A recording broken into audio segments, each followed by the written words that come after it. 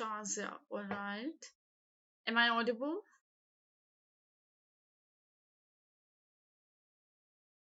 Hello?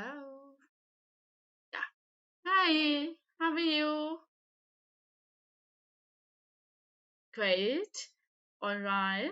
So, this is your English session, right? Okay. So, do you like English?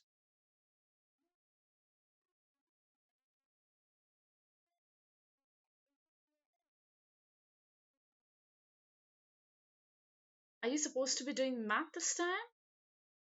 I think this is of English. Year 5.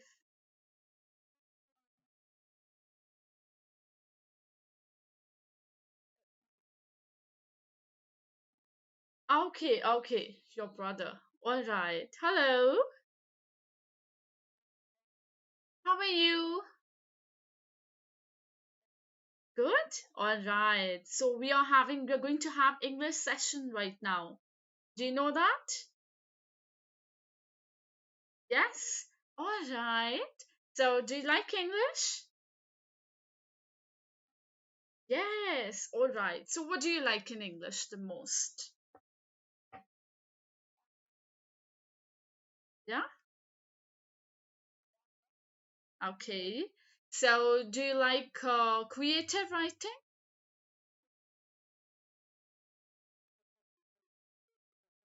Comprehension? Yes.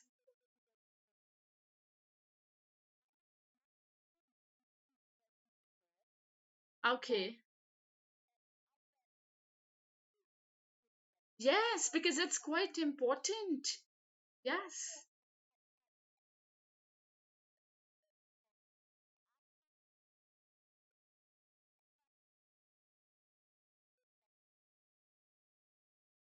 Okay, all right. So, what about his comprehension part? Is he good in that? Comprehension, unseen passage? All right, no problem. We'll be learning it together. All right? Yes? Okay.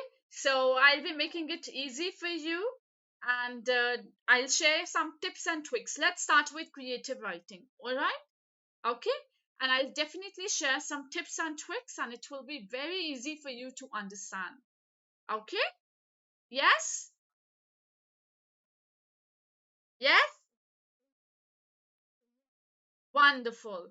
All right. So let's begin. All right. So, Hamim, I'm going to start with creative writing and then I'll move on to comprehension passage. And then post that, we'll be doing punctuations and then maybe clauses as well. All right. I'll be doing very small parts of these so that you understand how am I going to proceed forward. All right, in future as well, and you will get to understand how am I going to teach these small topics and the way the tips and tricks, all these things. Today we'll be doing it in short manner, but later on, of course, I would be doing each topic in one or two classes so that you understand it properly. All right? Yes? Are you getting me? Wonderful. All right. So in creative writing, and especially in your five, it's very important that we do creative, descriptive writing. What is descriptive writing? Do you have any idea?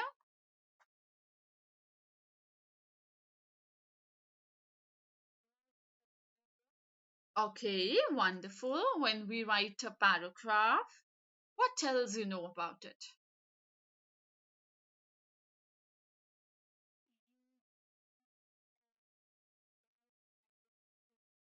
Wonderful, absolutely.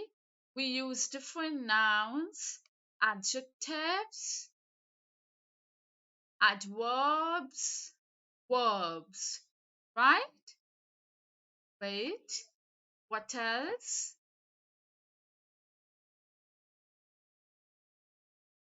Descript. We have to make it very interesting. Wait, anything else?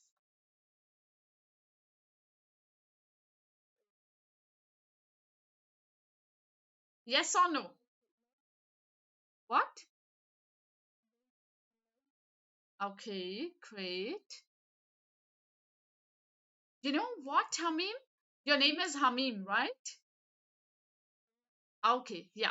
So, Hamim, you know what? Descriptive writing. The word descriptive is derived from the word describe. Yes? Okay. And what is the meaning of the word describe?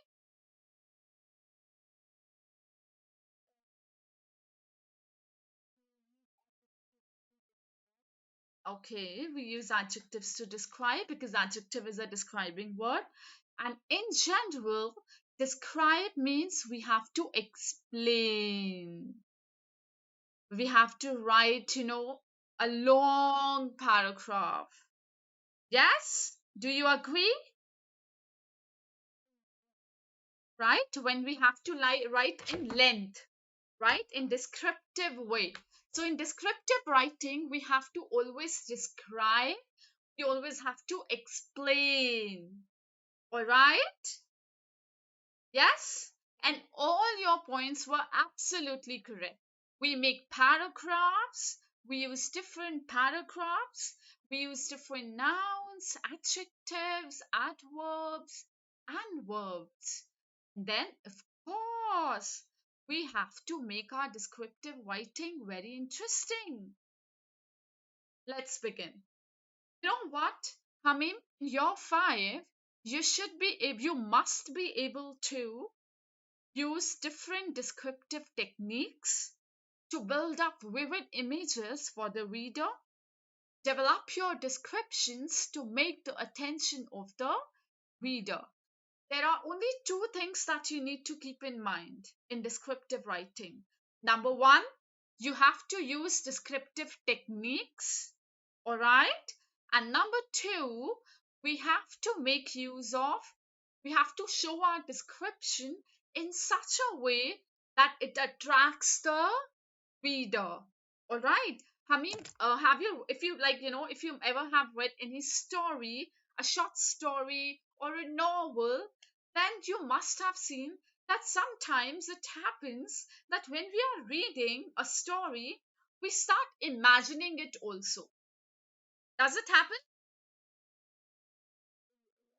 Right? It's something, it happens with us and it's quite general. You know what? When you start imagining the story while reading, that's where the writer wins. The writer has written in such a descriptive way that the reader, started imagining what he has written. Similarly, you also have to write in such a way, in such a descriptive way, that your teacher would start imagining what you have written. Are you understanding? Yes? You also have to write in such a detail, in such a descriptive manner that your teacher would start imagining what you have written. All right? So, let's begin. In order to start planning for a writing to describe task, you need to establish your form, your audience, and what you need to describe. Now, here comes. You need to know what are you writing. Are you writing a letter? Are you writing an article? Are you writing a diary entry? Are you writing a story? All right. What are you writing? All right. So these are the things that are called form of writing. What do we call it? Form of writing. We call them form of writing. Next is your audience. You need to know whom are you writing to. If you're writing a diary entry, you're writing it for yourself. That means you would be the audience. If you're writing a letter to your school headmistress, then who would be the audience? Your school headmistress, because she would be getting your writing. Yes? So, whosoever is going to read your piece of writing, that person would be the audience. Why it is important that we should be aware about the audience? Because we need to know what kind of language we can use. We have to use formal language or we have to use informal language. Do you know what is formal and informal? Okay, I'll tell you, not an issue. See, we have two types of language. Number one, formal language. Formal means when we are writing to our elders, when we are writing to our school authority, school headmistress or headmaster, all right? When we are writing to some high authority. And what is informal? Informal writing means when we are writing to our friends, our siblings, our cousins. So, have you noticed one thing, Hamim? That when you're talking to your siblings, when you're talking to your sister, and then you're talking to your teacher at school, do you see the kind of language you use at both the places? You're quite informal with your sister, right? You're quite friendly with your sister, right? Informal means when we are using friendly language. And when you are talking to your teacher at school, then you are little formal. You talk to her very politely and very in a very pleasing manner, isn't it? Yes, so that's called formal. Formal means when we are being extremely polite and respectful. Whereas in informal, we are talking in a friendly way. Okay? Are you getting it? Yes? So if you need to know who is going to read your writing, then only you will decide your language, whether you have to write in a formal language like this. I request you to please forward me this. Or if you're talking to your sister, you can say, please, give that to me, right? So there's a difference in the language when we are talking to our sister, our siblings, and we are talking to our parents or to our teachers or headmistress. All right? Yes? Okay. So descriptive writing can come in two ways. They can give you an imaginary topic, all right? Or they can give you a particular situation, all right? Are you getting my point?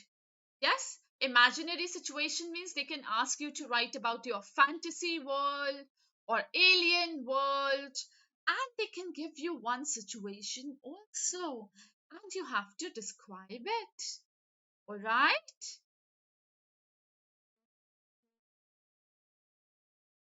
Okay? Yeah.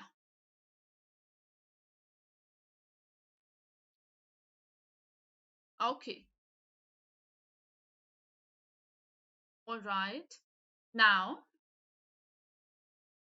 descriptive writing. What are the descriptive writings we need to be careful about? And you know what? Hamim, you shared something very important. You shared the first technique that we should use different verbs, adjectives, adverbs, and then it's written here that you need to use similes and metaphors. Now, Hamim, do you know what are similes and metaphors? Okay, please share.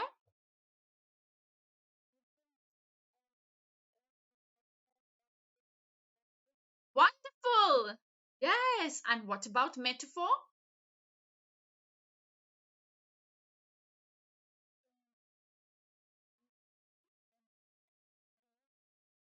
Okay, great. In simile and metaphor, in both the things, we always compare. All right? But you know what? In simile, we compare using like or as. Whereas in metaphor, we compare, but we do not use like or as. All right? Are you understanding? Yeah. So, Hameen, will you read this point? Similes point and metaphor point. This one and this.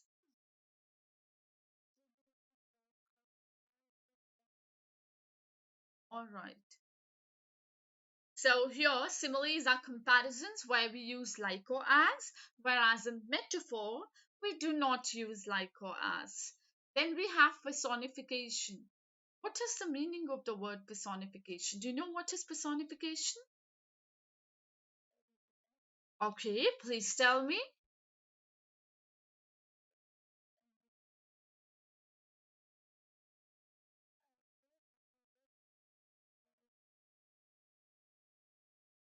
Yes, you know what? Okay, if I say it's, for example, Hamim, it's raining outside, and I say, you know what, Hamim? The clouds are crying. Can the clouds cry? No, it's a human trait. So when we are giving human trait to things or to objects, then it is personification. All right? Okay? And if I say the door is screaming, can the door scream? No, it's a human trait, right? So when we are giving human quality to an object, then that is personification. And personification is derived from the word person. You can remember it always like this. All right?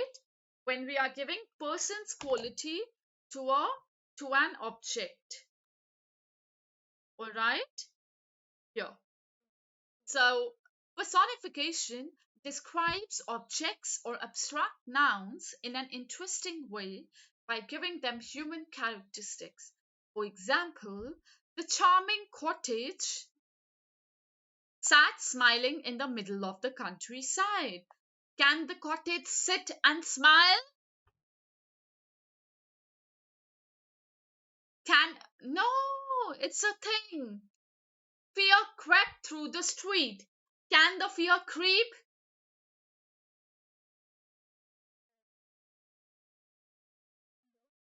No. All right. So this is a human quality. Next we have onomatopoeia, alliteration, and sibilance. Do you know what is an onomatopoeia?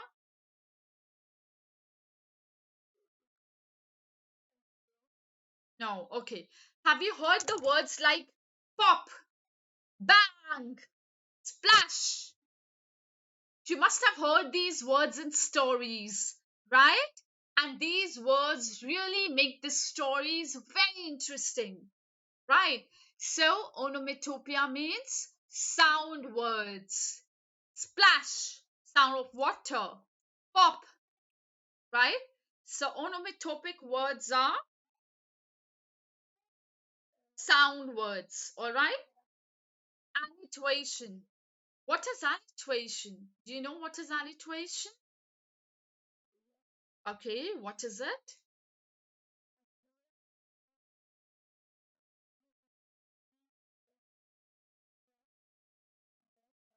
Hmm.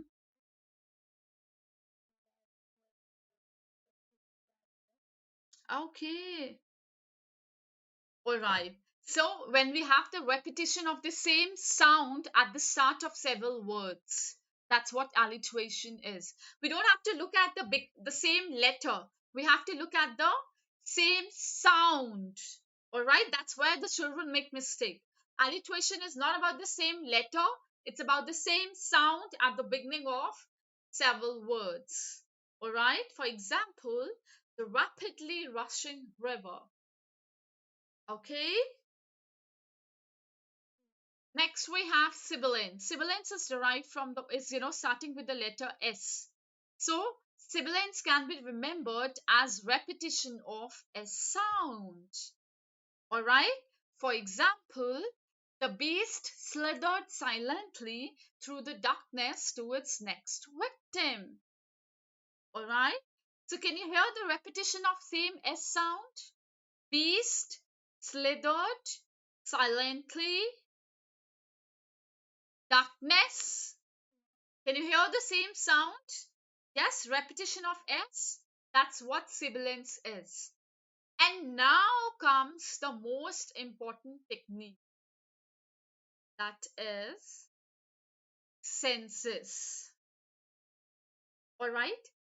So just imagine, Hamim, and it happens like, if I ask you to describe a garden, all right, just imagine there are many flowers in the garden, all right, and if I ask you to describe that, and if I ask you or any other child, you would probably say there are many beautiful colorful flowers in the garden, right? You know what, when we are describing something, we have to use other senses also. As of now, you would see that children always use their sight. We have five senses.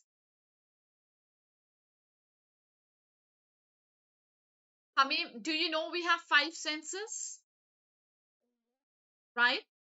Most of the time when we ask the children to describe, the children usually write about what they can see in the picture. All right? If I show you a garden scene, you would also write that there are many flowers in the garden, they are also colorful and pretty, right? But here, the rule says, the tips and tricks of descriptive writing says that you have to use other four senses also. You not only have to write what you can see, you have to use other five senses as well. For example, if I say, like, if I show you a garden and there are many beautiful flowers, apart from writing that there are many beautiful flowers, we can say, Mmm, the fragrance of these flowers is amazing. When you touch the texture of the petals of rose, they are so smooth. And I am so fond of rose mojito. And when I tasted the rose petal and I put it on my tongue, it tasted just out of this world. I had never had such an amazing, taste before.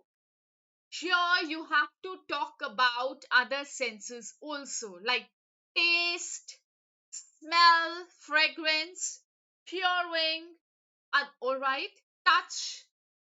So here, when you are describing something, you have to use all five senses. All right, like sight, smell, sound, texture, taste. All right, you have to use all five senses. And does it happen, Hameen, that when you are writing in creative writing, you have written one paragraph, you have written two paragraphs, and then you feel like, what more do I write? Does it happen? You feel like, what more do I write? I've written a lot, I don't know what to write now.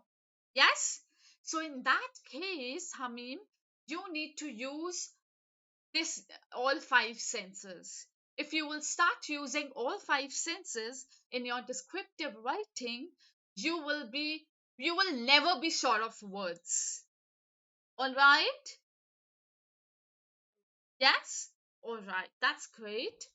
And it's very important that you make paragraphs in descriptive writing, and you be very careful about punctuations. Punctuations are extremely important. All right? Okay? Yeah. So let's move ahead. Let's come to comprehension poem now. Your exam, whenever you get any comprehension poem or comprehension passage, then you don't have to read the poem or the passage first.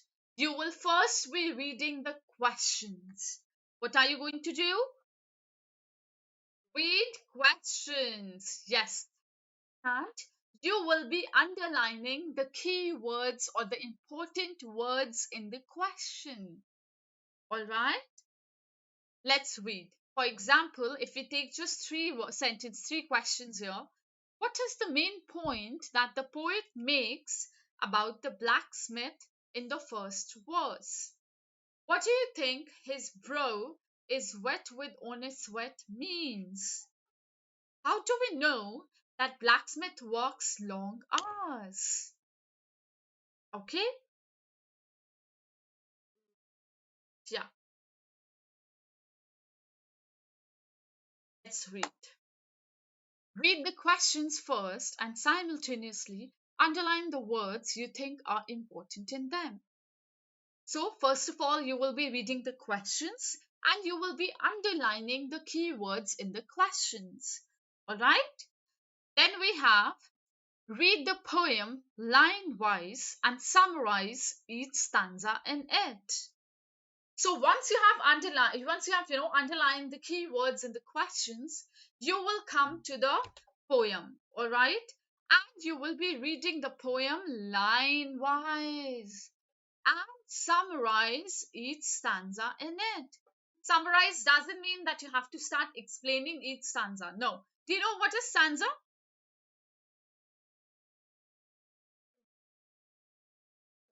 Okay. So, do you know what are paragraphs? Okay. So, in poem, we don't have paragraphs. We call them stanzas. What do we call them? Stanza 1, stanza 2, stanza 3. All right? What do we call them? Stanzas. In poem, we do not call it paragraphs, we call it stanza. Or in many of the texts, you can also see that they use the word verse. Verse also means stanza. All right? Verse 1, verse 2, and verse 3. All right? Now, visualize while reading the text. Whenever you get any poem in your exam, start visualizing it, start imagining it while reading.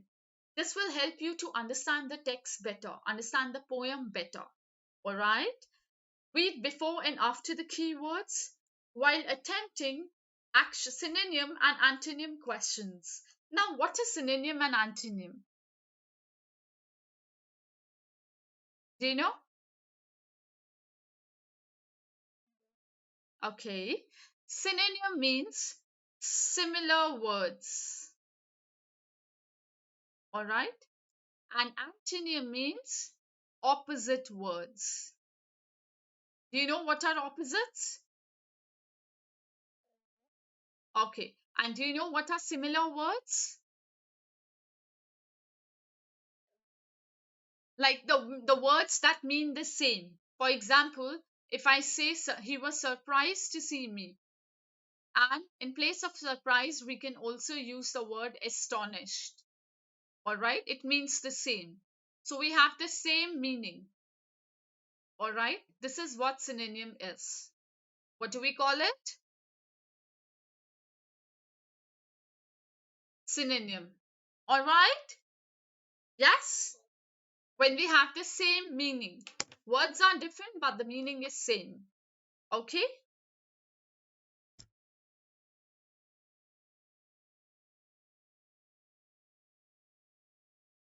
Okay.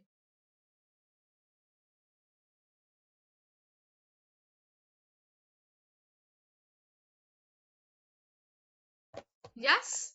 Next we have while attempting the questions that ask you to use evidence from the text.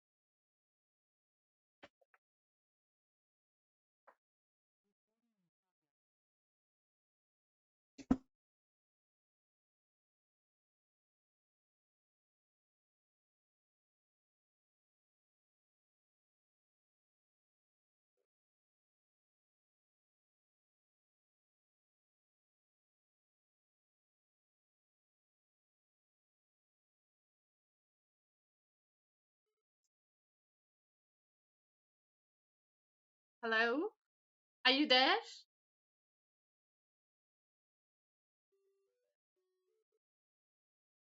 Hello, are you there? Can you hear me? Okay. What had happened? Anyways. All right. Yes, so do you know what is PEE? What is it?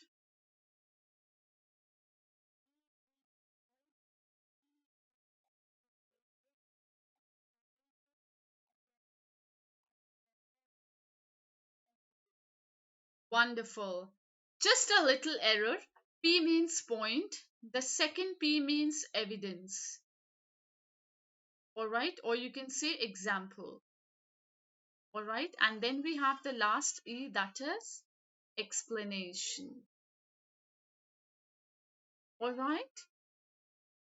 Yes. Right. Okay. So, Hamim, is it possible if I can talk to your parents?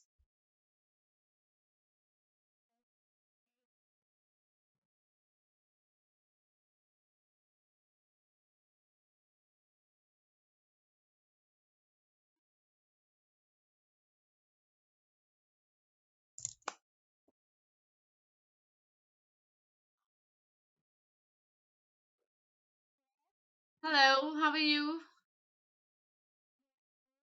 All right. So I just want to take 1 or 2 minutes of yours, and I want to give you a brief up of the entire course that we are going to have in future, if you would be interested.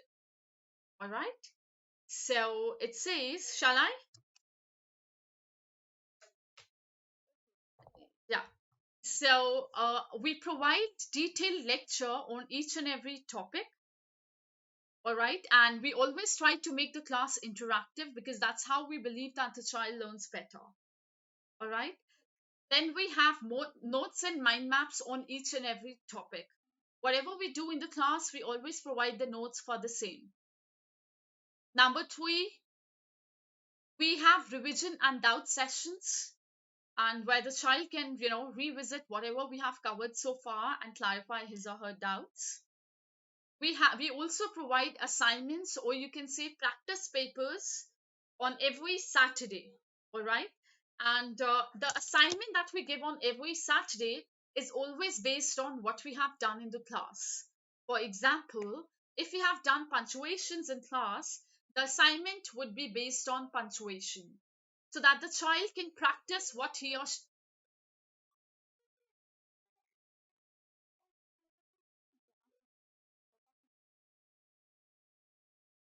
Yeah. So, whatever assignment, like if we have done punctuations in class today, so the assignment would be based on punctuation, so that the child can practice what we have done in the class. All right. And the very interesting thing, something I personally like, is our each and every lecture is recorded. All right. And we provide the recorded lecture to the child, and the child can keep a record of all the lectures, right? Because sometimes it happens that the child, during exams, the child doesn't want to go through the notes or the text, so the child can just play the recording and listen to that particular class, right? So that's something, I personally like. And that's how it goes. And yes, we also have mock tests, which is, a big thumbs up for us. And right now also we are doing mock test in year 5, as we are preparing them for 11 plus exam as well. And mock test we are doing in class, we are discussing the answers also, and we are giving the mock test in the assignments as well, because it's high time now, and the children have to practice a lot, right? So that's how we work.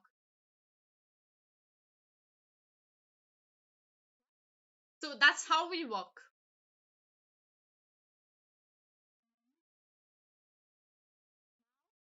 I'm saying, so that's how we work. This is how we, plan it. All right. Yeah. Any questions? I hope you like the session today.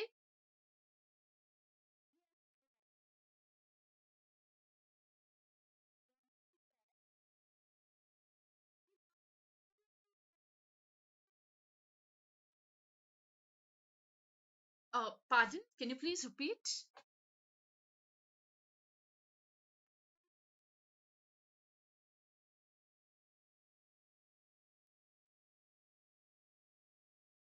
For me, like, for me, I think he's good. He knows things very much. I mean, he knows similes, metaphors, and all these things.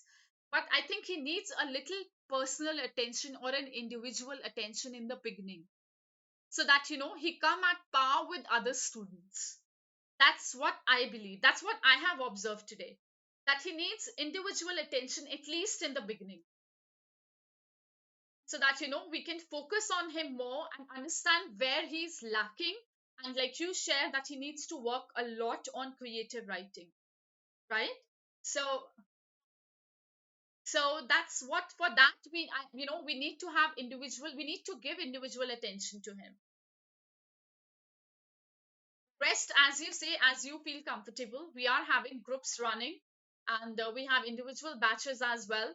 So it's entirely up to you how you want the child to move ahead.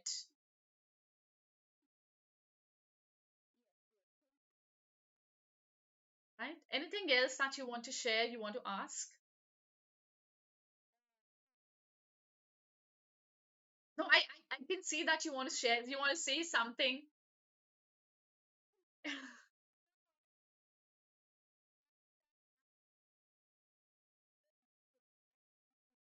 Okay.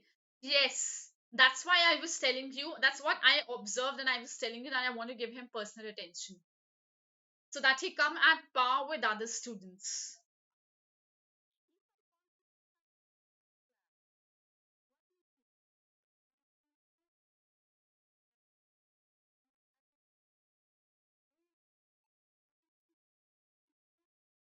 Absolutely. Absolutely. I truly believe, because we have children who have shown a great improvement. So I would definitely suggest rest. I know it's your call, but I'm sure, the child actually show a huge improvement in the classes. Yes, absolutely. Like we had it today.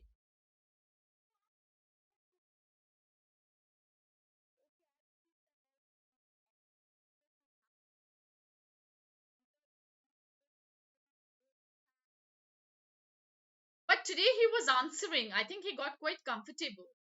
He was answering every time I was asking him. I mean,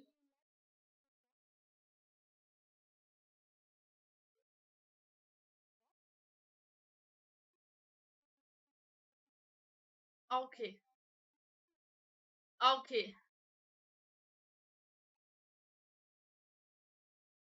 okay, okay. Yeah, you are right. Yes, yes. So okay, that's nice. All right. At least you told me that he's just a beginner, and these are the things that are very important for the teacher to understand, right? To know as well, so that we can work according to the child. That's very important. And that is why I shared with you that individual attention is very important in the beginning, so that the teacher understands the child quite well. That was my first statement to you. So that's what I observed and I shared with you.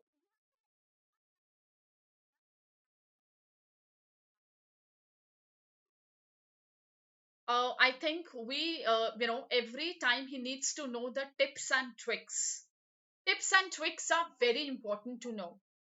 Practice, writing practice, creative writing. I mean, writing makes a lot of difference, because when a child writes, the child learns a lot of vocabulary words, sentence formation, punctuations. These are the things which will help the child in a long run.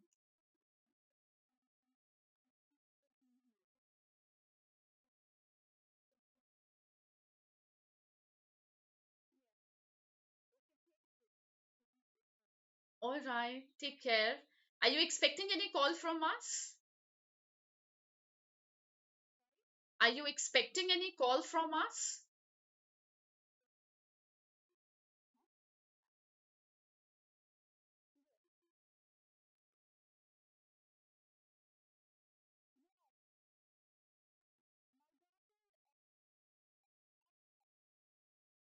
Okay, okay, all right, okay, all right. Yeah, take care. Bye bye.